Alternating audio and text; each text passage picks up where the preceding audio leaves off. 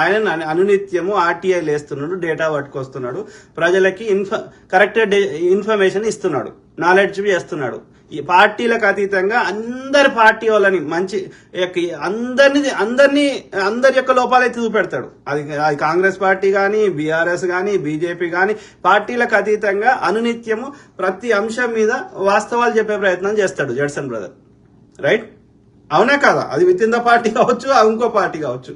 దానివల్ల ప్రజలకి వాస్తవాలు తెలుస్తున్నాయి. ప్రజలు కరెక్ట్ డెసిషన్ తీసుకోవాలి. ప్రజలు ఎట్లయినా కరెక్ట్ డెసిషన్ తీసుకుంటారు.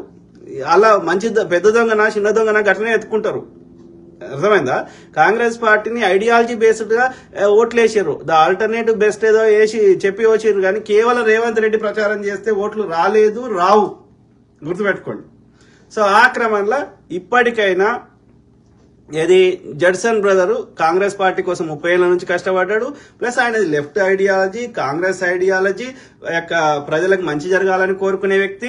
అన్ని సామాజిక వర్గాల వారికి సమాన అవకాశాలు రావాలని కోరుకునే వ్యక్తి కాబట్టి, హార్డ్ కోర్ కాంగ్రెస్ ఐడియాలజీ ఉన్న వ్యక్తి కాబట్టి ఆయన ఏం చేస్తుంది? 4 యూట్యూబ్లలో చెప్పుకుంటే ఏమైందిరా అయ్యా?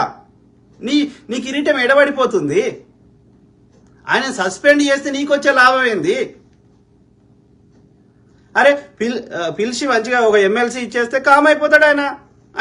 ఆయన ప్రజా సమస్యలు మాట్లాడుకొని ఏమైతుంది? నీకు వచ్చిన నష్టమైంది.